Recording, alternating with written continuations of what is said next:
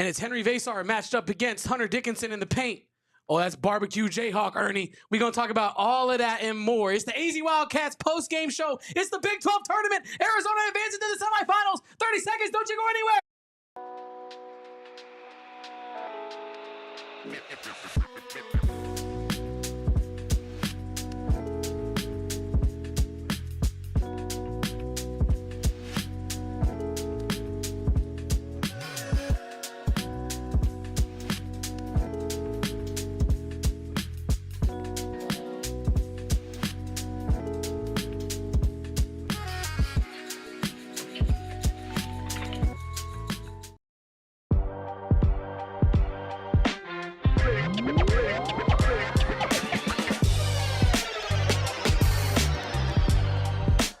Welcome on into the AZ Wildcats podcast, W edition.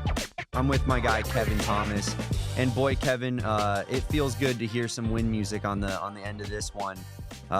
It's just been a little bit off and on recently, and you know I got so used to that win music, I need it just injected directly into my veins. I am Damon Fairall.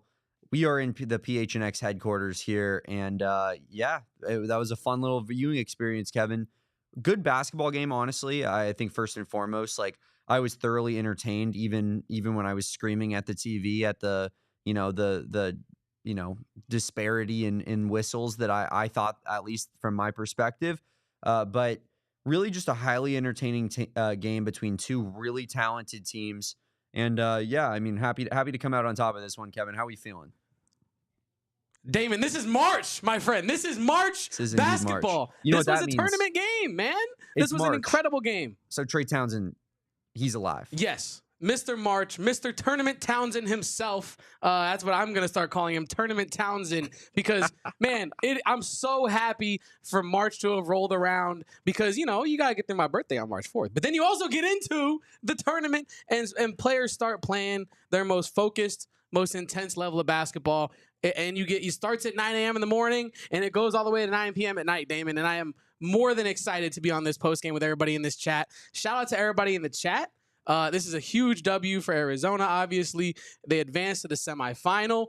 Someone up here said it at the top of the chat. Starter179 said, Arizona versus Texas Tech as a Final Four game. Two elite teams, cannot wait.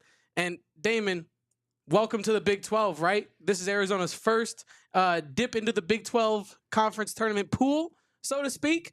And it cannot have started out better in the Big 12 tournament. Damon, Arizona starting to announce itself as someone who's going to be around. Hey, we ain't going nowhere. Tell the streets, we back up. You know what I mean? I just posted that to my Twitter. People are liking that as well, so go check that out. Nice little The Wire Shameless meme. plug there. Hey, anytime you make a good excuse to reference the great show that is The Wire, you got to take that chance, Damon. But let's start talking about this game a little bit. What were your thoughts on the W besides just being happy that Arizona gets on to the next one? Well, I think I'll stay right where you were in terms of like Arizona announcing to the conference that, you know, this is a serious program that, you know, I think needs to be viewed as such in the Big 12 moving forward.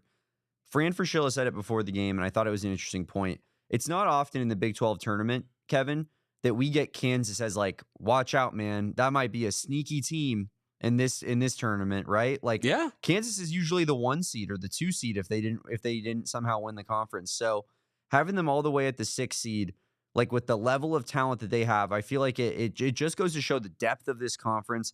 But it also goes to show that you know Kansas is maybe they didn't have the great year that they were supposed to have, but they clearly can play with anybody in the country. We saw it again tonight, and yeah, I mean they got some really talented basketball players over there. I mentioned to you, Kevin, like it's insane to me how many like number 1 options they get to go there. Like every player on their team, you know, is one of the portal's top transfers, and you know they just collect them like it's the Infinity Stones, damn near. But it's honestly a big discrepancy, I think, for what Tommy Lloyd and what his build of this program looks like, because I feel like he tries to find such designated roles for players.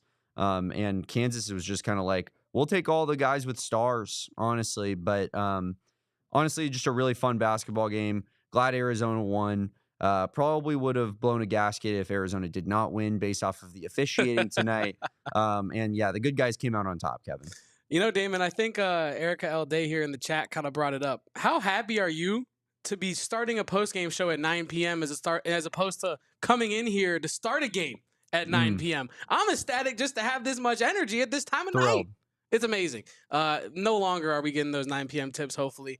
And yeah, Damon, you talked about Kansas's pedigree and how at any moment in any one of these games, Kansas can have a guy like A.J. Storr, right? For example, have one of the best nights of his life. Not of his life, of his season. Last night out when they had that overtime game against UCF. But tonight it was actually, I think, Dejuan Harris Jr. showing his experience, really trying to keep Kansas in the game at times. Roderick says it here in the chat. Man, Mayo. Some people think Mayo the condiment is nasty, but Zeke Mayo tonight was nasty, Damon. Some of the shots he was hitting, bro, that was insane. Like I was pretty quiet watching this game because I was pretty nervous. That, you know what I'm saying, the whole way through. It's getting to that time of year where I gotta watch the games and just be quiet because I'm nervous. You know what I mean? These games it just means more. You know what I mean? But Zeke Mayo had me worried because I didn't know if he was ever gonna stop making threes. And yeah, starter in the chat says, don't forget that Kansas was the preseason number 1. Yep. And that's true. Like, this is a high pedigree team, very high pedigree, one of the best coaches in the nation. And so for Arizona to go out there and get revenge, albeit with a Kansas team that was just played overtime the night before, and you'd played them 5 days before that in their house and played it kind of close. But this is a huge victory for Arizona, and I think I was talking a couple shows ago about proof of concept. This was a huge proof of concept game that when Arizona plays the way that Arizona knows it can, they're hard to beat. Like I tweeted it during the game, Damon. If Arizona plays the way they did in the first half, not many teams in the country that can beat Arizona. Yeah, it was a great first half from the Wildcats. And honestly, Kevin, like the second half, yeah, there were some fouls that I didn't disagree with or I didn't necessarily agree with. But the first half could have been a lot more damage than just an 8-point halftime deficit for Kansas. Like Arizona genuinely could have been up 15 to 20 points, I think, in that first half. And some really, really ticky-tack fouls to kind of keep the game somewhat, close and viable, I think was in play there, which isn't shocking, but, and we can talk about this as we get into the show a little bit more, Kevin, but I do think that is part of the reason why I'm so turned off of the tournament being in Kansas City is like, okay, cool. So we just, like they mentioned on the broadcast, 40 minutes from Lawrence, Kansas, 40 minutes from these guys' backyard. And it's no wonder they got all the calls. That's going to happen year in and year out. I think that we're going to have to just expect that if we play a Kansas or a Kansas State or even an Iowa State in this tournament. But moving forward, like, yeah, you mentioned Zeke Mayo. I think, in our last post game that we did against Kansas, Zeke Mayo, I think, was the real difference maker in the game. Hit massive 3-point shots to flip momentum when Kansas needed it. Did it again tonight, Kevin, especially in the first half. At the end of that first half, kind of clawed Kansas back into it, got Kansas the lead with a big 3-point shot. And then it was weird, Kevin. It was like all those shots he had been hitting the whole time. He misses 2 or 3 of them at the end of that game. Makeable 3-point shots. One of them he's just, wide open on. Like I think what was keeping Kansas in it these last 2 games versus Arizona is also kind of what ended their Big 12 season today, Kevin. Yeah, Damon, and I think that, you spoke to it, like you can only stay that hot for but so long before you just start missing some. The numbers have to come back down to your average, and that's just the way math works, right? But I was encouraged, and I kind of, not to step on what you were setting up there, but I do kind of want to shift this conversation slightly to the front court matchup in this game. Because I think that was kind of the most interesting thing that we were talking about coming into the game was how is Arizona going to defend Hunter Dickinson? First of all, let's start with the fact that Henri Veesaar started the game on the bench. Now, he came in very early. Tobe Awaka picked up a quick foul, and Veesaar came in to supplant him. But I think that was a very interesting move by Tommy Lloyd to start the game with Trey Townsend. And one thing I noticed is when you have Trey Townsend out there, it adds another thing that Dickinson has to worry about because Veesaar hangs out on the perimeter sometimes, but it's mostly to set screens and be a roller. If you're guarding Trey Townsend out there, he might, try to put it on the ground and drive past you. He might also be setting a screen. There's just more things that Dickinson has to think about when guarding Trey Townsend, but also Trey Townsend is just simply more versatile positionally than Henri Veesaar. So I think that was, we have to give credit where credit is due to Tommy Lloyd. That was a good lineup decision. Yeah. But Tournament Townsend, I was a little skeptical to start because I was saying that Henri Veesaar should have got the starting role. Now he played starting minutes in this game off the bench, and that, so we talked about that ad nauseum this year about the minutes being what really mattered. And I also want to talk a little bit about Tobe Awaka in this game. Kind of a quiet game from like a impact plays standpoint. Yeah. But I thought Tobe Awaka was much improved defensively guarding Hunter Dickinson. I noticed he was really being physical. Like, and I know he was really physical in last game, but it was effective physicality. Like, he was keeping Dickinson from posting up. He was keeping him from getting to his spot. He was denying the ball, denying his post-ups. Made it really hard on Hunter Dickinson to get the ball, and it made it even harder for KU to run an offense because it's predicated on getting the ball into the paint, into Hunter Dickinson, where he can make choices. And it made KU's guards have to be real decision makers.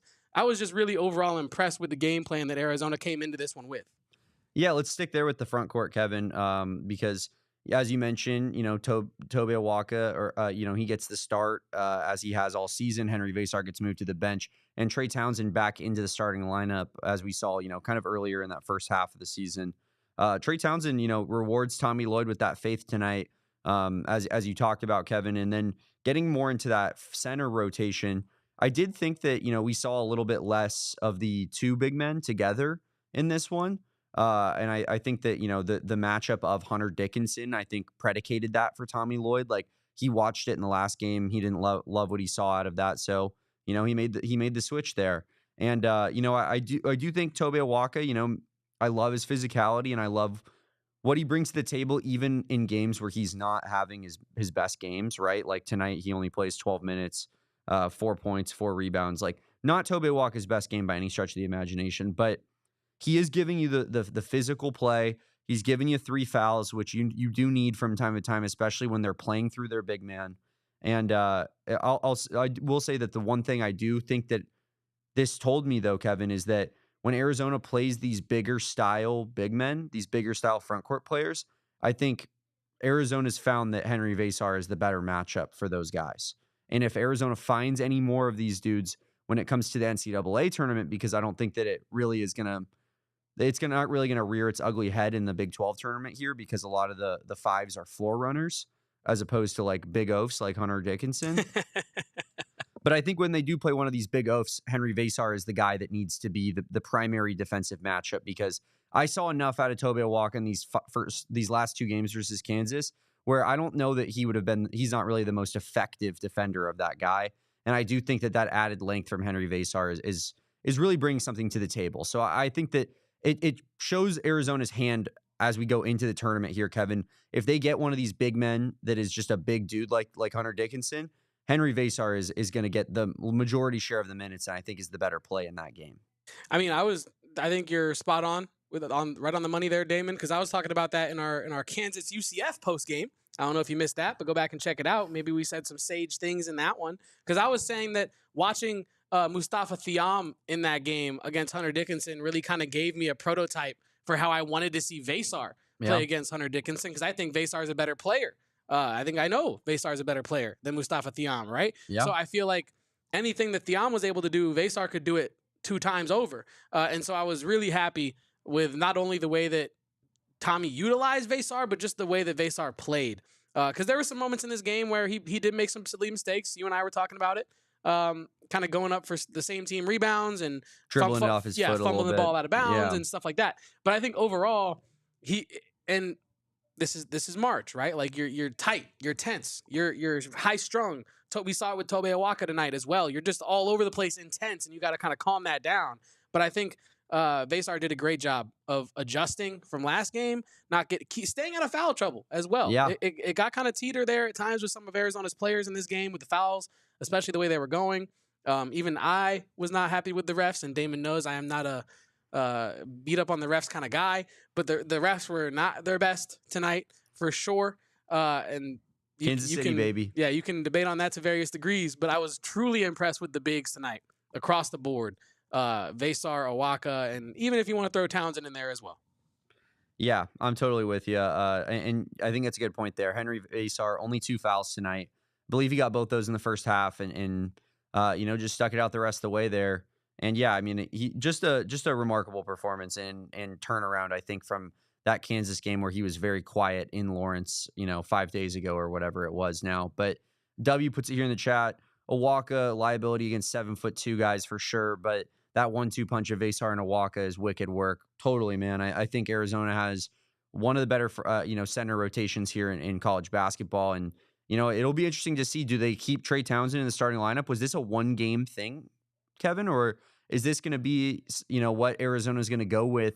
Maybe the more designated roles Tommy Lloyd had in mind, in the middle of the season, but, just was somewhat forced by Trey Townsend and how bad he was playing at the time. To make that switch and play Trey Townsend in significant a lot less minutes. But it'll be interesting to see, Kevin, is Trey Townsend kind of earning himself the role that maybe Tommy Lloyd in Arizona thought that he was going to have going into this season. I think personally we would love to see it, like the Trey Townsend redemption arc, being the guy that is like somewhat of the catalyst in a way to take this team in a deep tournament run. Would that not be just like storybook ending, Kevin? After all the things that we've said, the number one Trey Townsend podcast I was about to in say, America. This is the number one Trey Townsend podcast. That's what I'm saying. We love this guy. Okay, we've been in his corner riding for him all season long. You could never go back and check any of our old videos and see any nasty things said about Trey Townsend. Honestly, you might get sick to your stomach at how overly rosy and flowery we were in our affectionate admiration for the way that Trey Townsend plays the game of basketball. I think we might have actually influenced Tommy Lloyd to give him a bigger role the way we were talking about him. So yeah, continue, Damon Dog. I'm 10 toes behind you on this one. Some people are indeed talking about how we were Trey Townsend's biggest fans, and we have been all season. Now he's playing like this, and Kevin, I think we just give ourselves a nice pat on the back there because we did that. But in all seriousness, Trey Townsend, it's good to see him playing like this because it has been a rough season for him, and I'm sure mentally that's been difficult. Similarly to like what Coleman Hawkins was talking about yesterday in his emotional rant that he went on at the end of the game, talking about how much money that he got paid and how that was such a public story and how that kind of weighed on him all season. You have to wonder what that does on a guy like Trey Townsend, who I think had high expectations because Arizona fans know he's collecting a little bit of a bag here. If he can be, somewhat of a catalyst to end this season out, Kevin, I think that'd be pretty special and that'd be a lot of fun. I am here for it, sir. I'm with you, Damon, and I don't want to get too sidetracked on the Coleman Hawkins video because that you could really do a whole podcast episode on just like the implications of that one video, right? Yeah. I think Saul and Corey actually this morning on McHale Madness, if you do want a bigger breakdown of two guys like Corey Williams, for example. He's not been in maybe the NIL shoes that Coleman Hawkins was, but he understands like being expected to produce for a big time program, right? And they had a really insightful conversation about that this morning on McHale Madness. So check that out. It was a pretty good take on it that I hadn't really seen yet. But I will say there are a couple players on this Arizona team that you can apply that video to, right? Because Caleb Love has probably had his worst shooting year of all time, and I feel like that is what most casual fans look at. That's the temperature check for Caleb Love, right? How is he shooting? I don't really care if he's had his best defensive year. I don't care if he's having the best passing year of his career. How's he shooting? And a lot of fans have had a lot of negative things to say about Caleb Love this year, but he's just kept hooping. Same thing with Trey Townsend. Like I said, we've never once criticized Trey Townsend, but at the times where maybe you could have interpreted it as criticism, I think that he has stayed true to himself and he's kept fighting through it and just trying to contribute to winning. And I think you really have to give him some credit for that, Damon. But I want to continue this conversation. I also want to look at some by the numbers here pretty soon. We want to break it down, but we're going to talk more about this after this quick break.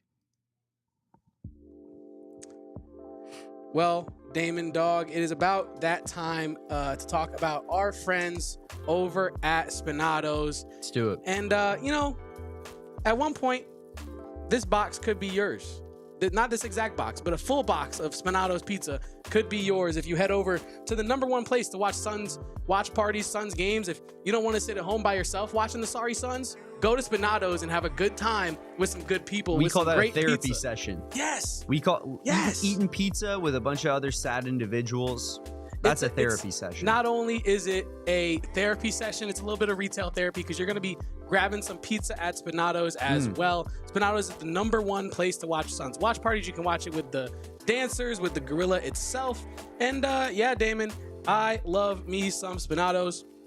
They have the pizza horse variation game. You can win free tickets to a Suns game on April 9th and free pizza for a year. There's nothing better than free tickets to NBA basketball and free pizza in the same package. So check out SpinatosPizzeria.com, the official pizzeria of the Phoenix Suns. You're talking about our friends over at Spinato's. Let's talk about our friends over at Gila River Resorts and Casinos. Kevin, I was just in Vegas this weekend. I was walking around, lots of casinos in my face, all over.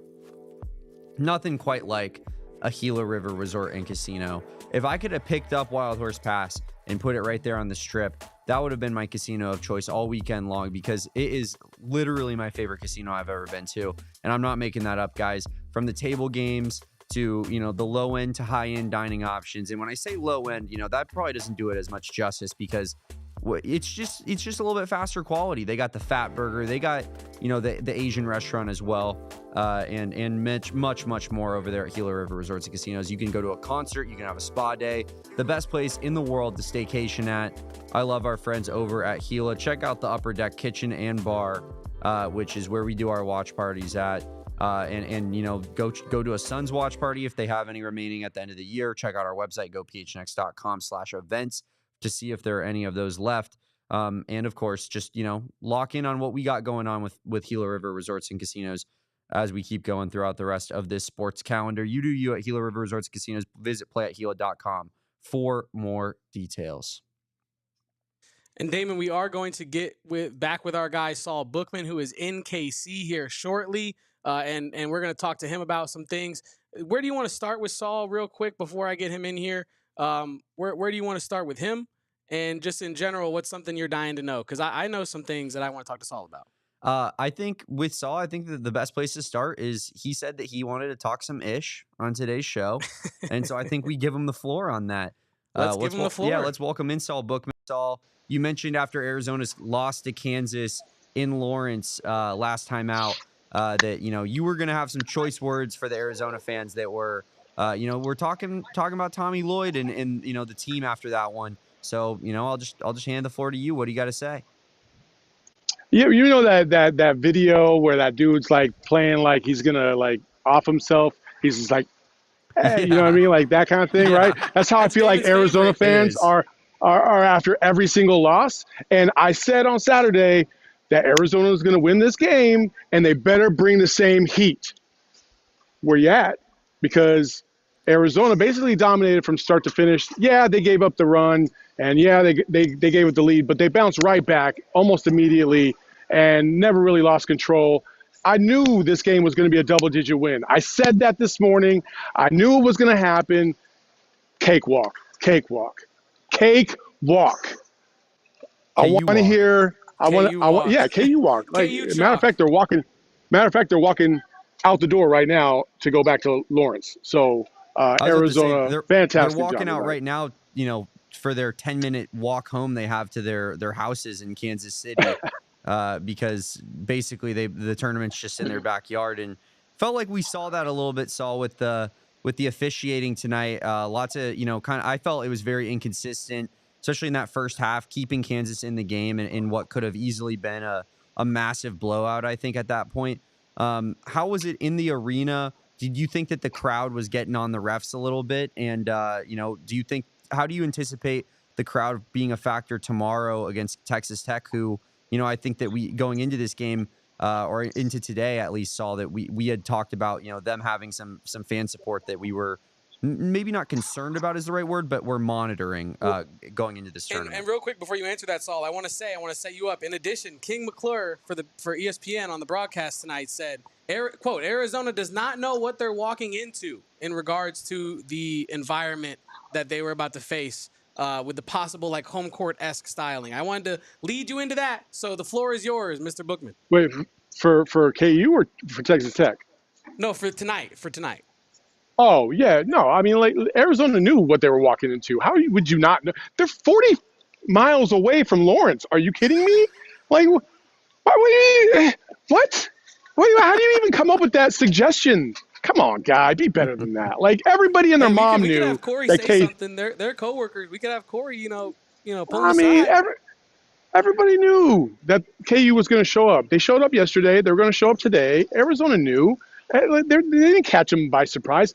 Listen, they just played at their home on Saturday. You knew it wasn't going to be that loud. So we got no worries. They showed up and they balled out, and they started off strong. They started off fast. They came with the heat. They were not intimidated. They knew they should have beat Kansas. They knew they were a better team than Kansas, straight up. They know that. And they had a couple lapses here and there, but overall, they were solid. They were solid from start to finish. Did you think that wait, real quick, to answer your Texas Tech question, I don't know what to expect. Not a lot of Texas Tech fans here, despite the fact that a lot of them, Texas Tech talks as much junk as anybody else in the league, I think, if not more. And I was kind of surprised. I was surprised at how little they did travel. Listen, the two biggest traveling groups, Iowa State and Kansas, bye-bye. And now it's BYU had a pretty strong contingent, I would say. Texas Tech was probably right behind them, and Arizona's probably even with Texas Tech. So that sounds about right, I think. And BYU gets the W today against Iowa State, sending them home, as you allude to. The three teams going into this tournament that were expected to have the three biggest fan presences, because I think year in and year out they do, just given location-wise, are Kansas State, and Iowa State. And all three no longer in the tournament here, so should be interesting to watch play out. Just these crowd sizes moving forward. But Saul, getting into the game itself, Hunter Dickinson obviously kind of took it to Arizona in the last one, right? And I think Tommy makes the adjustment of putting Trey Townsend back in the starting lineup, maybe staggering those front court minutes a little bit differently. What did you see from Arizona's adjustments that really, kind of slowed down Hunter Dickinson more, especially in that second half? You can see Reggie. You can see Reggie right there. Okay, before the game, we got a wave at the end there, Saul. Oh, did you? Yeah. Okay, he might come over actually. Okay. And so, before the game, Reggie asked me, "What do you think? What are your keys to the game?" And I said, the guards got to show out for us. They got defensively, they got to hold their own, and they got to put pressure on their guards. And B, you can't let Hunter Dickinson have the free for all that he did the first time around. And you got to send doubles, and you got to make him work defensively. And what happened on the very first play of the game? Trey Townsend takes Dickinson to the cup, bucket. That's it. Reggie, real quick. They probably can't hear you because it's my earpieces, but I want you guys to know that we talked about the keys to the game, and I said they got to make Dickinson work, and they did. Veesaar and Trey Townsend were off the bat, right? Yeah, no, seriously. Bring Hunter out into that rare air, get him on the perimeter, attacking his feet. See what I mean? Soften the first possession, and it was successful all night. It looked good. There we go. Can you guys even hear him? I always love when people smarter than me say stuff that I also said. I feel so smart right now. Reggie Geary just confirmed my takes, and I feel incredibly intelligent. That's friend of the program, it's Reggie dope. Geary, to you guys. Defensive stalwart and legendary broadcaster, Reggie Geary, for sure. Absolutely. It was fantastic. I think overall, Arizona did exactly what they needed to do. They took care of business. They controlled the game. I thought everybody played. And when you look at the stats, especially the numbers, outside of Henri Veesaar, nobody blows you away. That's a team effort. Everybody chipped in as a team. They started off strong. Bill Self in this postgame said that he felt like if Arizona can shoot decently well, they can go very far. And I think tonight was a microcosm of that. They shot decently well tonight. They didn't shoot the lights out. In the first half, they shot a lot of threes and they hit them, but then they kind of cooled off. But then they took it to the rack. They adjusted. They kept scoring. If they could do that, they're going to go a long way. I'm with you completely. I think I've been saying that all season, where it's like this team feels like a team that should be able to shoot the basketball better than they have all season long, just given the fact that I think Caleb Love is, it's been somewhat of a poor shooting season from him. We expected more from Trey Townsend from a perimeter shooting standpoint, and maybe he can find that back a little bit here at the, as we find ourselves in the tournament. But Arizona after this game, and they mentioned at one point during the game, is 265th in 3-point shooting percentage on the season, which is just frankly not good enough for a team that is one of the elite teams of college basketball. And yeah, I think that could be the real difference maker here as we continue into the Big 12 tournament and get into the March Madness tournament as well. But Saul, you talked to the players, you talked to Tommy Lloyd. What were your kind of takeaways from those pressers? And feel free to lead us into any sound here as well. Yeah, so I didn't talk to Tommy Lloyd. I heard just the end of his comments because I wanted to go straight to the locker room. I wanted to talk to, because I knew Veesaar and Lloyd were probably going to be on the podium, and they were, and they obviously deservedly so. But I wanted to go talk to everybody else because you get kind of a more authentic feel when it's not group speak, right? And so I started off with Jaden Bradley, and I asked him, what kind of adjustments did you guys make based off of what you learned on Saturday, and how did you guys attack Hunter Dickinson differently? And this is what Jaden Bradley had to say. When you play a team the second time, you know what you want to do. But I feel like, Kansas did a great job of making it tough for us, but I feel like our guys were steady, just getting to the paint, being poised, and finishing. What kind of strategy do you guys kind of take against Hunter this time around? It looked like you guys threw a lot more double teams his way. Yep. Anything else that you guys wanted to really emphasize tonight? Hunter's a great player. Last time we played him, he played phenomenal. Three-pointers, mid-ranges, around the basket. So just mixing it up and giving them different looks with different people, and he still made a couple, but overall our bigs and everybody did a great job. You don't know how badly I wanted to turn around the line, because what you heard behind me wasn't other reporters. It was players interviewing players. I don't know why they got such a kick out of the open media session, but they acted like they were like brand new. They were brand new to this, and they were so loud. I wanted to be like, "Hey, y'all kids, shut the hell up! I'm trying to do my job." But I didn't, because they were asking some crazy questions. It was so hard to concentrate in that locker room when they were asking every player down the line just the silliest and stupidest of questions. It was funny as hell. What was the silliest appropriate for the show question that you heard? Kevin, it was so out of pocket I can't even repeat it on this show. That's what it was, right? You're gonna have to shoot us a text after, because now I need to hear this. Oh man! So and then I made my way down the line. See, I'm just gonna breeze right past this. Exactly. I noticed that too. Continue. Go ahead. And I got to Carter Bryant, man, I wish we could have heard Carter Bryant speak a little bit more because he was so thoughtful. And one of the things I wanted to ask him was just his development over the course of the season, really the last 2 months, because it definitely has seemed like he's improved defensively overall.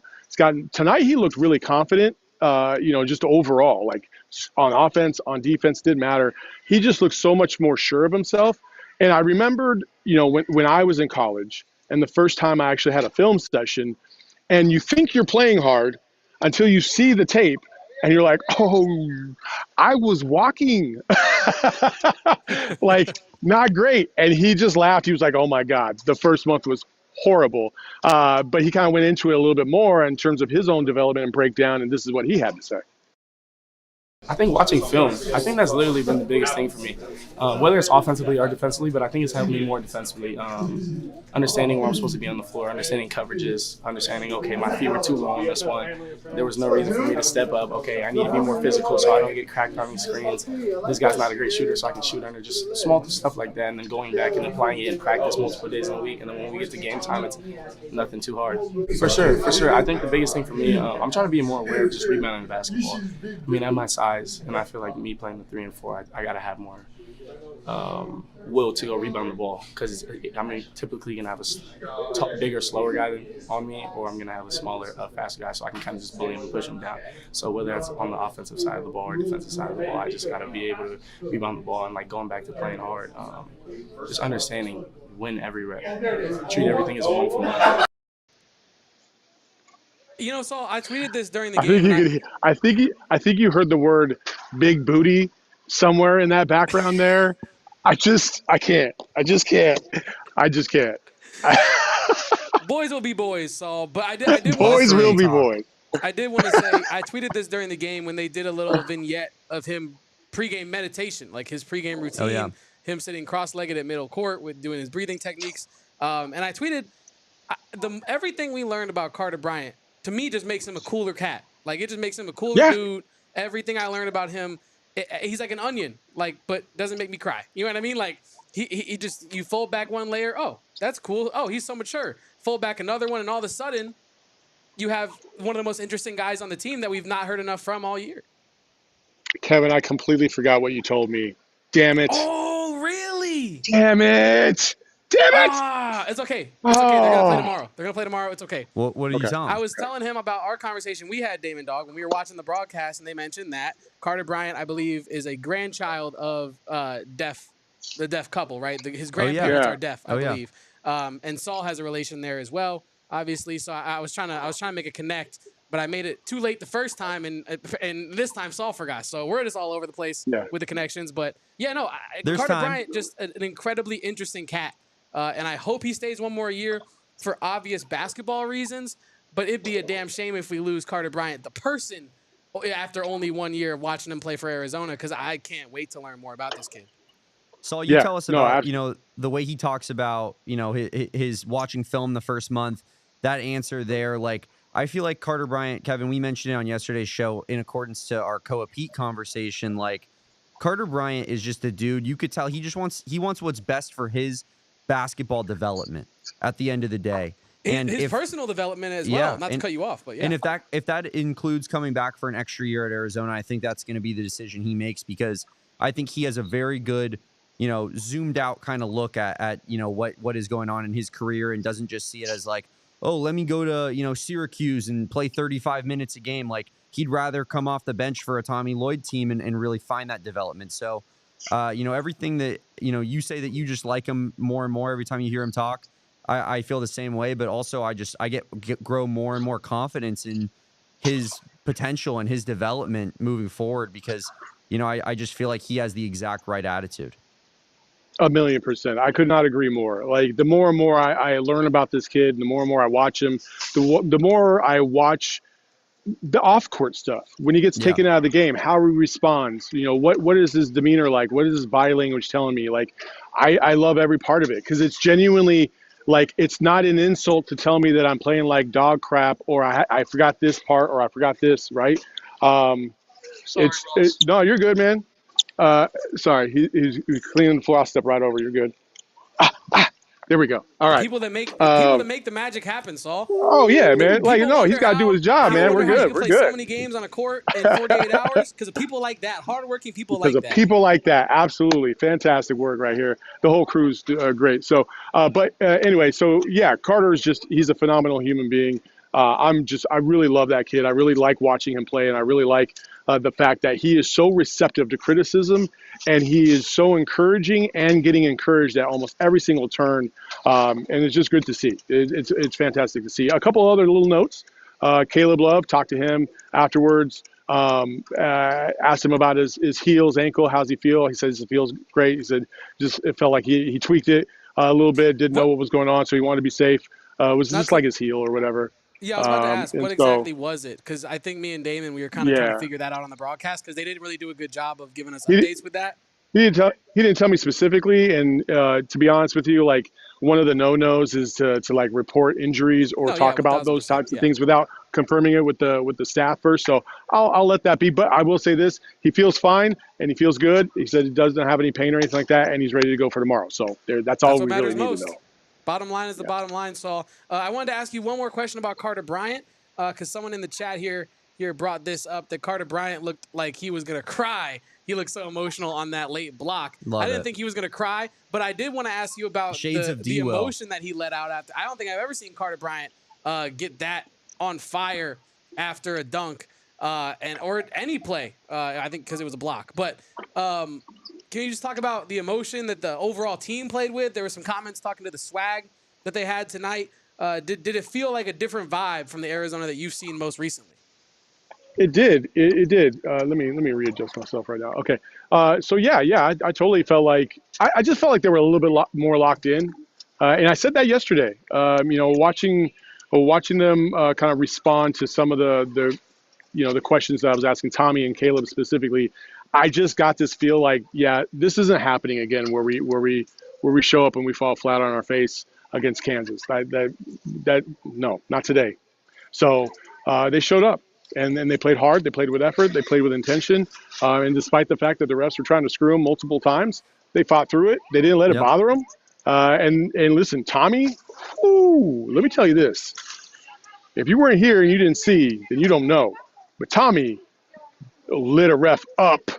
Love it. And I'm surprised he didn't get a T, because that guy, I swear he was at the Big 12 logo on the court, just letting him have it, because he was right. Because there was a clear foul out this other end. I think it was Del Orso that got the rebound and got undercut and threw the ball, and they said he was out of bounds. It was like, what are you talking about, dog? Like, he's not out of bounds if he doesn't get sideswiped WWE style. What's going on, right? So I like to see that fire from Tommy. And I think the players like to see that as well, because they really took it to heart. And as soon as that happened, I felt like they kind of went on a little bit of a run. And listen, down the stretch, Kansas got tired. They said that fatigue wasn't a factor. Dickinson said that, but you knew. And credit to Bruce Pascoe, because he was sitting here. He was just like, we were about at the 4-minute mark. He was like, here are those overtime minutes. I'm interested to see how Kansas responds, and they did not. So, Arizona wins. They're moving on against Texas Tech. I like that you brought up the Tommy Lloyd aspect of things there, because I do think that you saw the officiating of the game change a little bit post that moment, and I saw you tweeted about it. But I had here in our rundown, Saul, like, is Tommy a little bit too soft with the refs at times? And I just thought an interesting discussion. Some U of A fans I saw having it on Twitter. And I think that I love the fact that Tommy Lloyd is not Bobby Hurley, right? He's not Mick Cronin.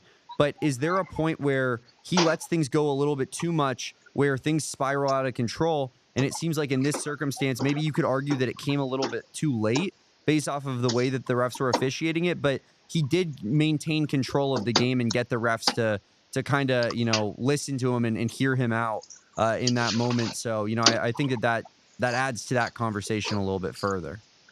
I feel like in the second half, Arizona probably got the benefit of a little bit more of a Kansas call than Kansas did. And I think the fouls bear that out. So I would say that Tommy did what he needed to do. Tommy does what he does. Let me step on this court because this has hurt my foot. So Tommy's going to do what he's going to do. Tommy is not by nature a Bobby Knight type.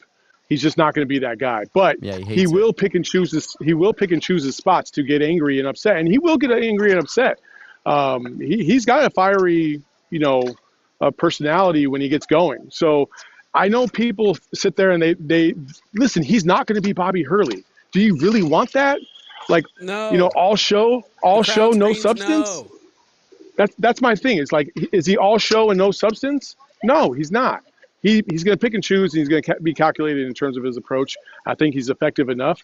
And listen, Bill Self, he'll get on the refs, and Bill Self's got a projecting voice. And I started writing down because I thought I was going to get a little bit more Bill Selfisms. But I could only hear 3 across the court. So I was like, damn it. I was going to write a whole story on it because I was so fascinated. In the first 10 minutes of the game, he gave me 3 good nuggets, and I was just like, oh yeah, all right. But one of them was snatch his soul. I was like, what the fuck? What? Snatch his soul. All right. And then another one was like, be a man. And then another one was be a man, take a charge to one of his players, which I love. Step up, be a man. Of Colorado's coach, if you know, you know, as to what he said earlier this year about paint defense and who it's not for. Oh, yeah. And so, listen, 2 good coaches. One's a legendary coach. His record speaks for himself. Tommy Lloyd coming up and, trying to learn that side of things and how to really listen. There's an art form to talking to the refs, and you got to know when to pick and choose your spots, because if you're constantly going, they're just going to ignore you, or they're just going to tee you up too quickly, as Bobby Hurley knows quite well. And so you got to pick and choose your spots. And both coaches at different times out on the floor, bullshitting with the refs, laughing it up, back to the huddle at random times. And that's the give and take you got to have as a coach. You can't be all serious. Sometimes you just got to chop it up with your homie and be like, all right, man. Hey, and as you walk away, hey, don't screw us. Okay, bye. Yeah. and that's it. That's it. Well, Saul, before me and Damon kind of continue our wrap up of this one, do you got? Because I know you got a long weekend ahead of you, so I don't want to keep you for too long. Any final thoughts on tonight's game? It was a huge W for Arizona. What were some of your main final takeaways? To me, the objective has been accomplished. I think Arizona probably, especially with the win tomorrow, I think they definitely solidify themselves with a 4 seed, if not a 3 if they beat Texas Tech tomorrow. I think they've solidified themselves at a worst of 5, but I think they got that 4th spot. Now I would be shocked if they didn't move up a little bit. So that way they can play in Denver. And I think that's an important factor because it's so close. It's also cheap to get to Denver. So, hopefully that'll play out. And just overall, I think the team felt pretty good about the way they responded from Saturday against the same team. They showed up, they showed out, and now they got a Texas Tech team who to me can get got.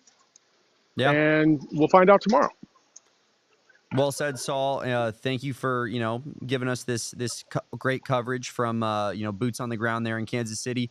Quick little Midwest temperature check. What's the vibes meter out of 1 out of 10? I asked you yesterday. You were doing pretty good yesterday. We still doing pretty good? Have you actually had good barbecue yet?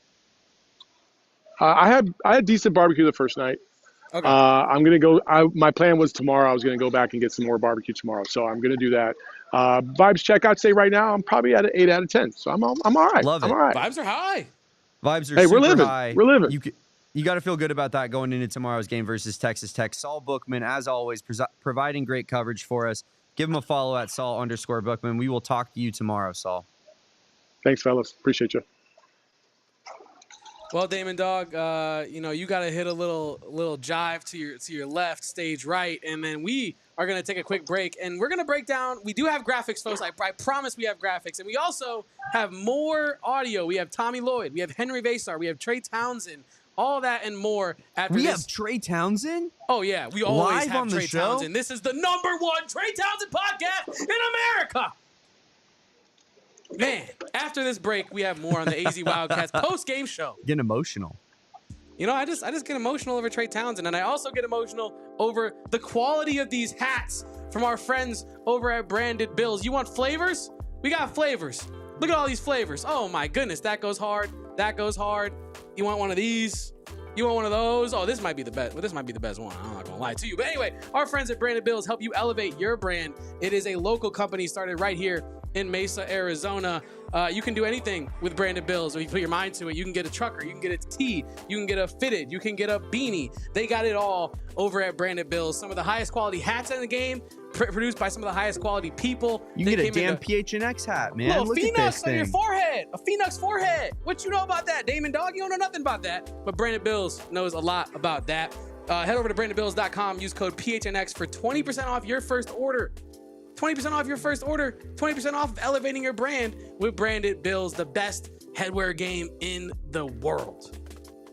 It's funny, Kevin, we went out and we visited Branded Bills. Great people out there. One other company that we went out and visited, and I promise you, we do not visit all the companies that we sponsor with, but we did go out and visit Sanderson Ford out at the Glendale campus out there. It is the largest Ford dealership in the United States of America. America's #1 truck brand, #1 vehicle manufacturer. And let me tell you, Damon, if you want the #1 truck in the game, this F-150 will get you right. I drove an F-150 when I was in St. Louis. It was a rental. I really thought about coming back and getting out a loan and going to Sanderson Ford and making some financial decisions. Well, let me tell you something, Kevin, because if you're going to make that decision, this month is the month to do it because it is truck month, my brother. It really is. I swear to God. They have hundreds of trucks on the lot, and all of them are marked down with big discounts for truck month. They got Rangers, F-150s, Mavericks, Super Duties, F-250s, F-350s, Raptors even. All the trucks in the Ford catalog. You're going to want to go check them out, see what those prices and discounts have got to offer for you, my friends. If you go check those out, save up to $11,000 on F-150 trucks plus 1.9 financing, $4,500 on Bronco Sports plus 2.9 financing, $4,000 on the Ranger trucks plus 3.9 financing. Sanderson Ford, you can shop the truck sale with no hassle, no pressure, no nonsense, and see why they're America's most trusted Ford dealership. Complete the customer satisfaction test. 2024 models, finance offers for 36 months OAC through Ford Credit. Discounts include Ford rebates, Sanderson discounts plus trade assistance, and Conquest Cash you must qualify for. Offers expire 3/31. Head on over to Sanderson Ford today. No pressure, no nonsense, no hassle. Sanderson forward. Damon, first of all, everyone in the chat, I really, truly, me and Damon appreciate all of you being here on this awesome post-game show. Very fun show. Hit the like. Yeah, I was about to say that. Definitely hit a I'm gonna like. get out in front of it. We are at 40 likes right now. I would love if we could get to 55 before we get up out of here. Ooh, that's light, Kevin. It is, but I'm trying to get some good sleep, so I'm trying to set the bar where they can reach it. You know what I'm saying? I'm just sitting, I'm sitting here. We got 106 people watching on YouTube right now. That does not even begin to tell the full story with all the Twitter followers and watchers we have right now. It really, really should be. If you're on Twitter, head on over to YouTube, subscribe to the channel, like this video as well. But Kevin, maybe not by the end of the show, but I want 100 likes on this episode. Certainly at some point we need 100 likes on this episode. Just the W revenge, Arizona 5-0 in revenge games, immediate rematches or something they said after the show. But I also want to shout out our guy, Mr. Tyler Warden in the chat, who asks, can KJ play wide receiver? Because he would be a mofo running through a tunnel screen. And I wanted to use that as a segue to talk about what me and Damon talked about off air while we were watching the show about Tobe Awaka, his potential as a football player, because he was running through dudes. And I feel like Tobe Awaka, get him on a football field, you could find a spot for that guy. Tobe Awaka would be the best defensive end on the Arizona Wildcats football team yesterday. Without any coaching, prior experience in football, feel very confident in saying that. That guy is a monster. Yeah, no. Now we can move on. Yeah, no, now we can move on because we do have some more actual basketball to talk. Let's go into our by the numbers, Let's Damon. do it, Kevin. And Let's then we can look at just those roll numbers. right through the stock market and Wall Street and all that. This is our by the numbers presented by Dedrick Financial Credit Union. DFCU is your #1 credit union as rated by Forbes. And this looks a lot nicer than it did when Arizona played Kansas the last time, specifically the assist turnover bars there, as pretty much this is a very close matchup, as it was 5 days ago. Two of the best teams in the conference kind of duking it out. Two teams that honestly have similar strengths and weaknesses as well. And this is kind of what you get when two teams like that face off. Damon, let's go to the numbers. What stood out to you in this one statistically? Nothing really on that score sheet. Pretty even contest throughout, I'd say, Kevin. Ended up being 17 to 16 personal fouls. I wanted to look for that stat specifically. Arizona winning that battle, but I think a lot of those fouls came late in the game. And, I think getting back to that foul conversation we were kind of having at the end of, having Saul Bookman on, Kevin, is I think Tommy may have kind of played it the right way. I know that around the time I was getting frustrated was around the time that, he, according to Saul, he kind of took the time to, lay into a ref real quick. And I think that exact moment, may have flipped the script there from a ref standpoint, from an officiating standpoint of being like, hey, maybe, with the guy in your ear. And I'm not saying that these refs are going like, hey, Tommy just yelled at me, I'm going to call it for Arizona, but it's a subconscious thing, right? And we all know that. And yeah, I think the fouls were really the interesting story for me tonight. Interesting that it only ends up in a margin of 1 there. Arizona shoots really well percentage-wise from 3. They give up 14 3-pointers in their own right, which is not good enough, Kevin, and been a big story all season long for this team. It feels like, if you're having shooting problems, just play the Arizona Wildcats, and all of a sudden you'll figure those things out. If you're having shooting problems, I feel bad for you, son. But if you play Arizona, you might just fix that problem and win. You know what I mean? I had to end it with a rhyme. I'm sorry. That's where my mind went when you said that. I was like, man, I thought it ended up playing out pretty well. If you got 99 problems and the one is shooting, then Arizona's going to solve that for you. That's my point. No, continue cooking, Damon, dog. It could have ended. It could have ended worse than that, Kevin. I will say. With me, it definitely could have. Yeah, it could have ended a lot way worse than that. Yeah. We'll take our wins where we can get them. Arizona's guards only hit 4 threes tonight. But the team hits 8 because, Henri Veesaar and Carter Bryant mix in 4 of their own. I don't think this team is going to, by any stretch, start hitting 13 threes in a game or whatnot. But it would be nice if they could shoot this, mid 40s percentage, low 40s percentage in some of these bigger games. I think it's just an added element of Arizona's offense that they can get into. And, if you're going to find a time to start shooting the basketball efficiently, Kevin, it is right now. It is, Damon. And we do have some. What is Javier talking about? I'd be interested to know. He said, let's not be sensitive. We can criticize the players. Maybe he's a little bit behind and he's thinking we were serious about our we've never criticized Trey Townsend before. Maybe. I don't know. But Javier, let us know what feel free to drop in the chat, Javier, because I feel like we have been critical at the times that have warranted the criticism, especially me. I know Kevin's a little bit more of a he'll wave his. He's gonna I'm wave his just a positive pom-poms. dude. I give a lot of credence to people, and I give a lot of latitude to people, and so I feel like I do carry some water at times, but my bucket has holes. That's why we love you, Kevin. You wouldn't be who you were if you weren't. But yeah, I'm just messing with you there. But yeah, it would be interesting to know who he's talking about specifically, because I do feel like we've been fairly critical. But the team played a good game tonight.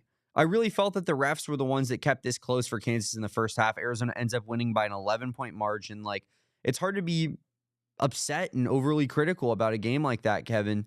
And I think maybe now this is a good time to do our Branded Bills tip of the hat here, sponsored by our friends over at Branded Bills. As we already talked about, head on over to brandedbills.com. Use promo code PHNX for 20% off your first order. And Kevin, I know who I'm going to go with. I hope you don't take my guy. You go first then. No, I want you to go first. You can have round one, pick one. It's all good. You know what? I will take R1, P1, and I'll take Trey Townsend. Trey Love Townsend, you get put into the starting lineup tonight, young man, and look at what you accomplish. No one believed in Trey Townsend. No one believed in you for Mr. March, tournament Trey, tourney Trey. This is everything we live for, Kevin. Trey Townsend, great performance tonight. Only plays 14 minutes, but kind of lights up the stat sheet in those. He played 23 minutes, but still lights up the stat sheet. 16 points, 3 rebounds, a tenacious rebound off a free throw. Kevin, I don't know if you peeped that. Oh, I peeped it. My guy Trey Townsend, he said that the calendar flipped. We talked about it in the last Kansas game, but it well and truly did, Kevin. And I'm expecting some big Trey minutes here at the tail end of this season. Yeah, no, I mean, honestly, we talked about it on last night's post-game show. I love it, Lost Highway. I love Trey it. collects blue Yeah. No, that is funny. I also wanted to shout out our guy, Rick Barons, in the chat, who said, did y'all already talk about how Trey Townsend thought he was playing Kentucky in the round of 64? Because honestly, he must have. But no, Damon, on the Trey Townsend tip of this iceberg, I think that, experience, that's what I was getting at. Experience in the tournament really, really shows through year after year. And it might not be every game, but you need guys like Trey Townsend who have proven themselves on that level to be able to play teams like Kentucky, Kansas, and when it matters most, be a contributor to winning. But that is not who I'm going to give my tip of the hat to. I am going to give my tip of the hat to Tobe Awaka, because he is not getting our player of the game, spoiler alert. But I think he played incredible defense on Hunter Dickinson. And not only did he play incredible defense, it was improved over 5 days ago, which I didn't know what to expect with that. I didn't know if it was going to be much more of the same in that matchup or what adjustments were going to be made. But I specifically was very happy with his positional awareness, his physical awareness. And when the combination of the two happened, Hunter Dickinson was frustrated out there. Couldn't get the ball in the post when Tobe Awaka was on him. When he did, Tobe made it really tough on him. Arizona started, and this is kind of what Jaden Bradley was talking about, Arizona started throwing twos at him. And yeah, y'all, so I really feel like Tobe Awaka deserves a tip of the hat from our friends over at Branded Bills. One of these. How you doing? But I think Tobe Awaka's improvement in such a short period of time on the same player in the same matchup really stood out to me, because that was something I was watching. I wanted to see first of all, how Trey Townsend did, because he was starting, but also how Tobe Awaka did. So we're kind of two sides of the same coin with our tip of the hat, Damon. We are indeed, Kevin. And if you're watching with our streaming partners, head on over to gophnx.com. Party continues over there as we round out our Kansas versus Arizona post-game talks. Maybe talk a little bit of Texas Tech as we go into tomorrow's semifinal matchup against the Red Raiders, Kevin. But yeah, I thought those were two good under-heralded, guys to give the tip of the hat to. I saw Tyler Warden put here in the chat that he thought KJ Lewis was another good shout for it. I agree. I think he's had a lot of the, somewhat of the spotlight for the wrong reasons, I think, put on him recently, KJ. And he really showed out tonight and had an efficient offensive performance. Everybody here in the chat, guys, why don't you guys give us your tip of the hat? Who do you think is the kind of maybe more of the role player in this game in particular who, had an unheralded performance you think deserves some props? I'm going with Trey Townsend, just given the fact that, I'm the number one Trey Townsend supporter on this planet, more than his own parents, I think I'd say, Kevin. Man, we're making some bold takes tonight, Damon. Just putting it dog. out there. I've never said a bad word about this guy. I also wanted to talk about another one of our bigs because we're going to be doing our player of the game, aka the king of the court. And tonight it was Henri Veesaar's court to dominate. He was the king, 19-4-2 for King Henry the Hammer. King Henry goes so fire with this. Yeah, King Henry the Hammer. Lost Highway said in the chat, you're a very smart man because you had the same decision as me and Damon, dog. He said, Henry, player of the game for me. Hope he has a mobile cupping service. The bruising is fading away. And honestly, yeah. Like, you know how some players on the road, they have like hairstylists that they link up with and it gets them right? And we need a Henri Veesaar to get a cupping specialist when he's on the road. Or maybe someone on the team can just be the cupper. You know what I mean? Just always has the cup therapy at all times. Sure. But anyway, Henri Veesaar, our player. Yeah, it's all good. We're just gonna roll past that one right down the hill. Well, I did want to say about Henri Veesaar real quick. I tweeted it from our main account, Kevin. The 3-point battle between Hunter Dickinson and Henri Veesaar in that first half. You go 2 versus 2, then neither of them hits a 3 in the second half. I'm willing to crown Henri Veesaar the king of that competition too, though, Kevin, because Hunter Dickinson shot 5 shots and Henri Veesaar only shot 3. Well, who won the significant strike battle, Damon? Who won the significant strike battle? These two fighters have been going at it for 2 rounds, Joe. And this was brought to you by Circle K. As Kevin reels off his third impression in the last 5 minutes here. But yeah, also Hunter Dickinson did indeed win the significant strike battle versus Henri Veesaar. Elbow to the mouth, which was labeled clean. A few more that weren't even, viewed or looked at. Elbows are a part of the unified rules. They even just legalized 12-6 elbows, so now you can drop straight elbow. Nice. Oh, that's UFC. My bad. I thought we were fighting MMA because Hunter Dickinson was out there abusing folks. So there was an and one as well, I believe, that Henry got called in his favor, and Hunter Dickinson hit him on the face on that one as well. So yeah, a lot of face shots, a lot of head damage from our guy Hunter Dickinson tonight. We're rounding out to the end of Hunter Dickinson's basketball career. I think at least in the United States here, Kevin. I don't have much into his NBA prospects. China is on the table. I'm not buying stonks right now on Hunter Dickinson NBA prospects, but and as we get through the end of his USA basketball career here, Kevin, maybe a UFC career, maybe a career with the gloves on in the octagon is in the cards. Hey, you're going to have to find a check somewhere. So maybe that's the avenue you go down. But we probably should talk about Henri Veesaar, King Henry, because he was the player of the game, Damon. He was the king of the court tonight. And what were you most impressed about in his game? I'll give mine first while I give you a second to ruminate. We talked about it off the top of the show, but he was able to stay out of foul trouble. Yeah. And I was really curious to see if he'd be able to stay out of foul trouble against a guy like Hunter Dickinson, who we call him an oaf and whatnot. We have our fun with Hunter Dickinson. He is. But he is also incredible at drawing fouls. You can debate the legality of these things or whatnot, or the validity, I guess would be a better word, of these foul calls. But yeah, he's a tough guy to guard, like straight up. He's a very tough guy to guard. And credit to Henri Veesaar for, again, said the same thing with Tobe.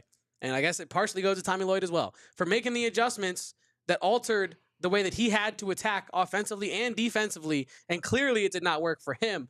He had, honestly, a great first half rebounding. He had 9 rebounds in the first half, finishes with 12. More adjustments were made on that side of the ball as well. Finishes with 19, 8 for 18 from Dickinson. Excuse me, I'm getting choked up. I'm emotional because of the performance that Henry and Tobe put on. I get it. Oh, man. But no, Damon, I was really, truly impressed with Henri Veesaar. His tenacity overall in this game was really good. We spoke to it as well. Like, made a couple, respectfully, boneheaded mistakes. Mm-hmm. I'll say basic mistakes, not boneheaded, but basic mistakes. And look, he kept fighting. And he honestly got more intense as the fight wore on, to continue that analogy. I hate the way you ended that, because you were like, hey, I'm gonna say what was most impressive to me about Henri Veesaar tonight, while also stealing what you were going to tee up as what you had most impressive for Henri Veesaar tonight. But as we often do, Kevin, great minds think alike, but in very opposite ways between me and you here.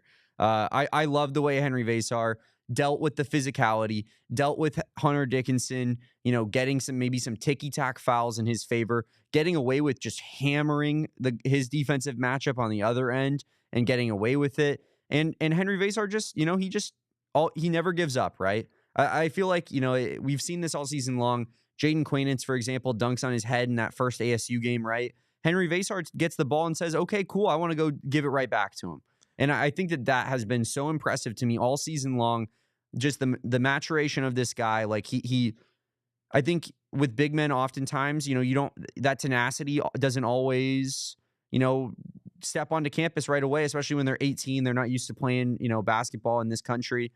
Henri Veesaar is well and truly, like, he plays like a bully now, Kevin. And like I feel like you try to bully him, it only makes the bully in him stronger. And I love Henri Veesaar. I love watching him play. He's been the funnest player to watch for me all season long. And yeah, much well-earned king of the court tonight for King Henry. Yeah, and then we do actually have some sound from Henri Veesaar talking about how he was able to effectively score in the second half. And apparently Tommy Lloyd had to cut him off and say something of his own. My teammate just put me in the right spots to score. They made easy passes. I got easy layups, easy shots. They gave me the ball down low. I got to the paint. Then I think playing off 2 feet helped me definitely. I don't know if the shots are easy, but I thought Henry did a great job with his physicality and finishing it. And that's something that we've been stressing. So, those were some tough finishes. So Henry deserves a lot of credit for finding a way to stay on balance and get it up and in.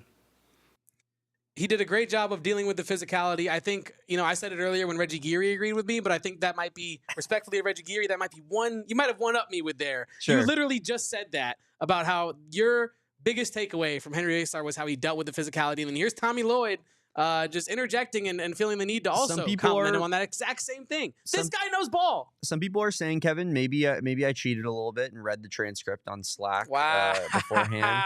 No, I actually didn't do that. But okay, because that would have been that would have been like that would have crushed you. That would have been like when I found out. That's like children cover your ears. I was about to say the exact same thing. When I found out Santa was fake. When I found out Santa wasn't real and it was just June Thomas giving me gifts.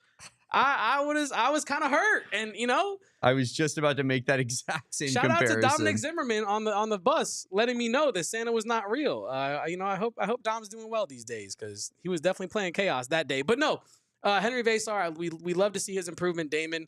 And one of the areas where he does count towards the improvement is the stock market, Damon, because he be blocking everything left and right. And this is our stock market for the rematch between Arizona. Looks like a W. And Kansas. Right? It is a W. Arizona coming through with 8 steals in this game, Damon. 8 steals, 2 blocks for a total of 10 stocks in this game. KU coming from the other side, 4 steals, 3 blocks for a total of 7 stocks. They win the stock market, Damon Dog.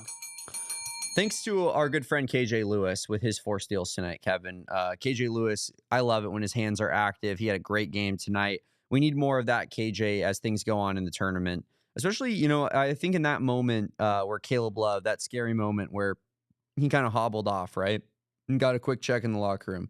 I think KJ Lewis, my thought process was, man, we're really going to need KJ to step up here in a big way. If Caleb's not gonna have it, or if he's going to be out, I think that makes KJ Lewis's role that much more important. And we saw it here tonight. And the best KJ is when he's using the defensive side of things to contribute to his offensive game. And I think that those 4 steals go a long way into making that happen, Kevin.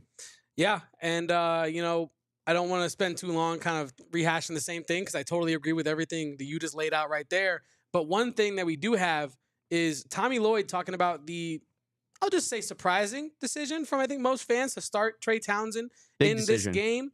And this is what Tommy Lloyd had to say about that decision. Listen, I'm not Nostradamus. Isn't that what you called me before? I'm not Nostradamus. I'm just a coach, and I just felt like it would maybe be the right move today. Trey's really been trending the right direction, and listen, Trey's a first-class guy. I mean, last year he's the mid-major national player of the year. He comes to Arizona, has some success, but then has some struggle. And I kind of moved the lineup around, and he was nothing but classy the whole time. So.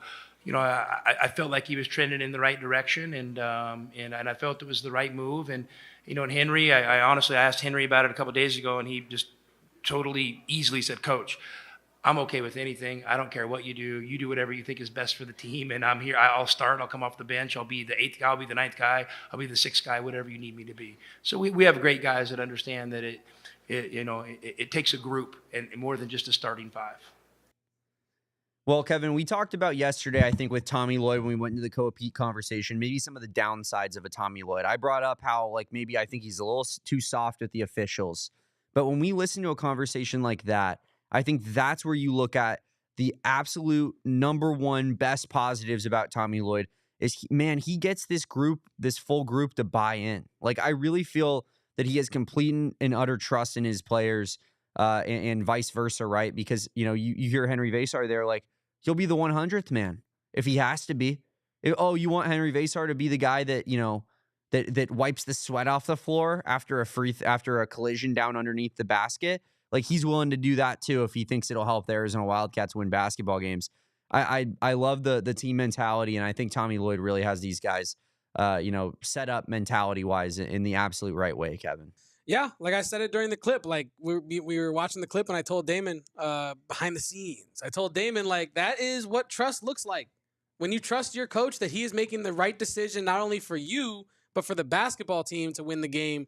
Like, that is what that looks like. I feel like Tommy Lloyd gets a lot of hate for not being the kind of personality that some people just simply prefer in a coach. Oh, totally. And that doesn't mean that it doesn't work. But I think a lot of people just don't feel like he is effective because that's not how they would coach, or that's not how they want their coach to coach. I think Brent Brennan is the polar opposite of a Tommy Lloyd, right? In the same spectrum of being like, hey, these guys are incredibly nice dudes that, I think that, you'd say are like, people that seem like just good, straight up good people to be around. But like, Brent Brennan loses a bunch of games and all of a sudden he's orange slices guy.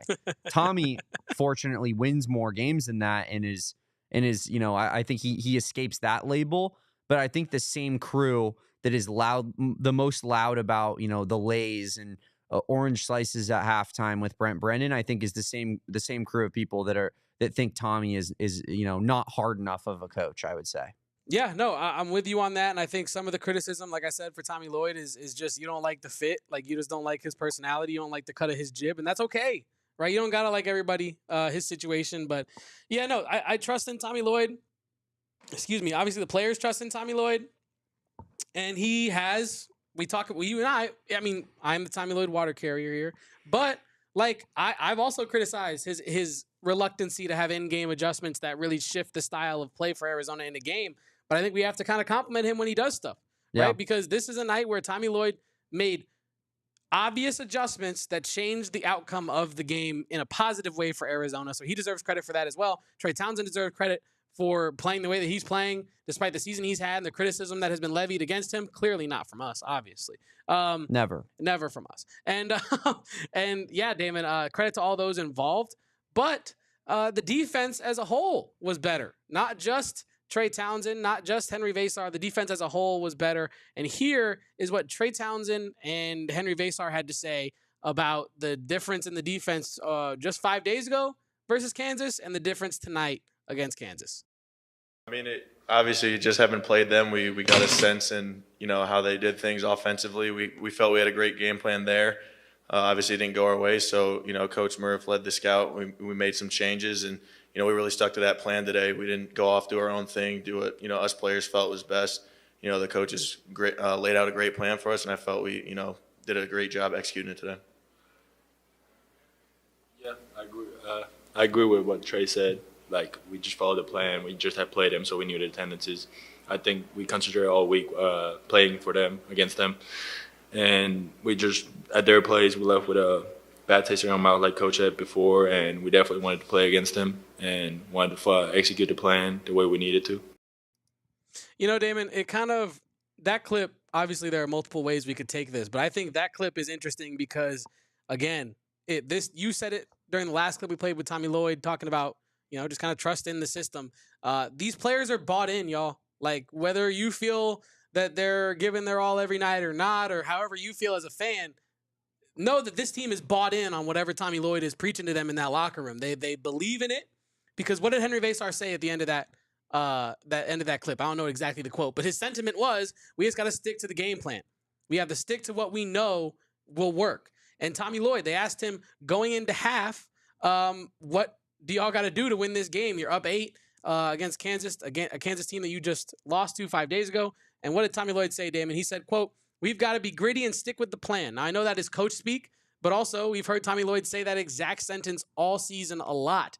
So you've repeated it on this podcast. I think that was a perfect example of not only the buy-in, but also proof that Damon is correct. Tommy Lloyd can get a little stuck in his ways, and once he has a plan, that's the plan. I think Trey says that at the beginning of that clip right there, right, where it's like we knew what the game plan was going into it, and we weren't going to like shy away from it. Essentially, I think that the players are being taught like this is the game plan. This is what the analytics tell us is the best way of playing this team, and we're sticking to that. You know, if they beat us playing that way, then tip of the hat to them. Girth Brooks here in the chat, AKA which great Mike name. Wazowski. Yep. Of course, you know, we know him from Twitter. 199. Thank you, sir. We appreciate you. This team is battle tested. Facts. Love it, man. Love Facts. it. That's what the Big 12 is supposed to give us, right? Like it was supposed to make this team battle tested. That's exactly what the Pac-12 was hurting with this basketball program year in and year out, right? Now Arizona's played all these tournament caliber teams all season long, and they're ready to go when it comes into this main tournament, Kevin.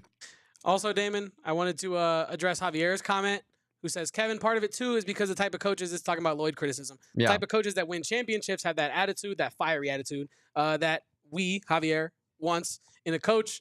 He lists as references Izzo, Calipari, Patino, Hurley at UConn. I would say there's many ways to eat a Reese's. You know what I mean? There's so many ways to have a bowl of cereal. What a weird There's so many ways analogy. to have a bowl of cereal, Damon.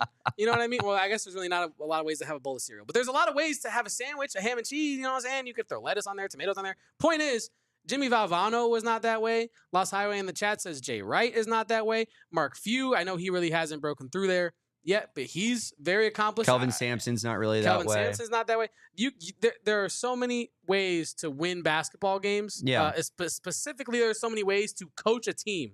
Right. And it kind of depends on the heads that you bring into the locker room, the personalities that you want to accumulate. Look, if you're a Hurley, if you're a Cronin, if you're any other of these fiery coaches, you're going to want to bring in other fiery players or just players that can handle that heat. But if you're Tommy Lloyd, you're going to kind of bring in a Carter Bryant, who meditates before the game and then talks about how I just want to contribute to winning, coach. Honestly, play me 5 minutes. I don't care. I'll just play hard. Like I'm not saying that one is worse than the other or better than the other, but there's just so many ways to do this, right? And yeah, I mean, I don't think it's going to be 10 years, right? I hope it is. I mean, no, but I'm saying I don't. I hope he's. I think this point is saying like, how long do we wait before he succeeds to move on? This is year 4, correct? Yeah, I believe. So, I feel confident that Tommy Lloyd will have a Final Four by year 10. Well, yeah, but I guess he's saying like, you do you clipped really? That you remember Damon Dog said but that. I guess he's saying like, do you really want to wait 10 years to make a Final Four? I think that's his point. And he can correct me if I'm wrong. I have zero evidence that anybody else could do it in my lifetime, and I do well and truly believe in Tommy Lloyd and his ability to get the job done. I think he's a first-time head coach. Coaches have growing pains. He's getting better year in and year out. I think this Koa Pete thing is going to be big for him in terms of how the temperature check of the fan base. But I ultimately think Tommy Lloyd is, building something in the right direction. And, we see it with how Arizona has played in the Big 12 this season, Kevin. The 3 seed in the regular season, you go into the conference tournament, you knock off, the team that has owned this conference for the better part of 3 decades now, if not longer. Like, I think that this was a great year 1 in the Big 12, Kevin. And, it's not over yet. Arizona plays Texas Tech tomorrow night. And of course, Kevin and I are going to have you locked and loaded for a post-game show. As always, Arizona, Texas Tech tipping off at 6:30 p.m. tomorrow night. Same tip-off as tonight. Expect a post-game show around a similar time. And hopefully another W, Kevin. Any quick thoughts on that game before we get out of here? Excited. I'll give you some words. Excited. Mm-hmm. March Madness quality. 3 words. Yeah, but I said some words. I didn't say I'm going to give you 1 word each. I'm going to give you some words. I kind of was excited for the 1 word each. All right. Quality. Excited. Mm-hmm. March. Ballin'. Bear down. That's all I got to tell you. Love it. Excited for March Madness, and the Cat's going to be balling, and we better bear down. We're going to be here tomorrow with a post game. I also wanted to say thank you to everybody that has joined us on this post game show. The chat has been on fire. It's been incredible all night. Sean, no, I did not see the ending to OU in Kentucky. I will be looking that up expeditiously after the show now that you said that in all caps with 6 or 7 exclamation points. So I am excited to go see that. But no, from the bottom of my heart, from the bottom of Damon's heart, we appreciate each and every one of you for tapping in with us tonight, showing some love. Maybe if you even left a like, maybe after the stream goes over, you'll leave a comment if you really love us. So yeah, I appreciate everybody. I appreciate you, Damon. And another super chat real quick from Mike Wazowski, aka Girth Brooks. Let's see if he has a comment that accompanies it. Maybe it was the one that he said beforehand, which I do agree with. I'll just go ahead and read that one off. And I've said this before to you, Kevin, on this show. What I will say, criticism of Tommy's teams, he had a guy like Azuolas Tubelis, who was a very, very skilled big, averaging close to 20 points per game, a guy that on paper every team in the country would want, right? But the guy was soft, and he wasn't a winner, and he shrunk in the tournament when you needed him. He did it 2 years in a row on 2 teams that were, one was the 1 seed, one was a 2 seed, and he really gave you nothing in both those tournament runs. I think Azuolas Tubelis he is a perfect encapsulation of a guy that Tommy Lloyd, I don't think, would really ever point blame to or maybe not see as the problem. Maybe he does behind closed doors. We never know. But yes, I think that's the type of player we need to avoid as we move forward and go more for the Henri Veesaars of the world, Kevin, who are, like I said, bullies, just mean MFers who are going to get in there and want to dunk on people, like getting hit on the face because it makes them better going into the next possession. Like, I think that's the discrepancy you're looking at there. Real quick, I felt like I needed to interject here and agree with my guy. Loot is related to him in some way. I don't feel like I should say that. But Loot, I also feel the same way here. I feel like this is the one area of Tommy Lloyd's game planning specifically that I feel like truly has not yet been tapped into. Because Tommy Lloyd, I think, is way closer to an NBA-style coach than like a traditional college coach, right? Despite him coming up in Gonzaga and whatnot. I also am kind of surprised that BYU beat him to the punch so hard, so quickly with the NBA ball. I know Kevin Young is obviously an NBA product of the assistant coaching trees and things like that. I would like to see that. But yeah, I think that is one area of Tommy Lloyd's schemes that could really be unlocked. Because it's not like he doesn't try to build his team like an NBA team. I think Tommy Lloyd, his roster construction, even when in the Pac-12 when it was more finesse over power, I think he was trying to build it kind of like how you'd want to build an NBA team in a sense, right? You'd have a couple scoring guards, you have your lockdown defender. This team right now is currently guys. Their roles are very, very set in stone, and I think since the beginning of the season, it's made perfect sense. And look, Javier, I'll concede this. I don't know if Kevin Young's an overall better coach than Tommy Lloyd. Certainly a better schematic coach than Tommy Lloyd. That's hands down true. I mean, until we see differently, until we see Tommy Lloyd's offenses, now they've been incredible, right? They've been really highly rated and such. Honestly, in addition to what I'm trying to say, I know this is kind of undercutting my point, but Tommy Lloyd getting this team to be as efficient offensively as they are, despite being as bad shooting as they are, that also deserves to get pointed out. But and losing Krivas, who you expected to be the big kind of points getter in the front court. And Trey Townsend's had a really disappointing season, and he was also supposed to be a big scorer. So you can't shoot. Both the two front court scorers that you thought you had on paper before the season have not been that guy for you. I think he does deserve a lot of credit for this offense.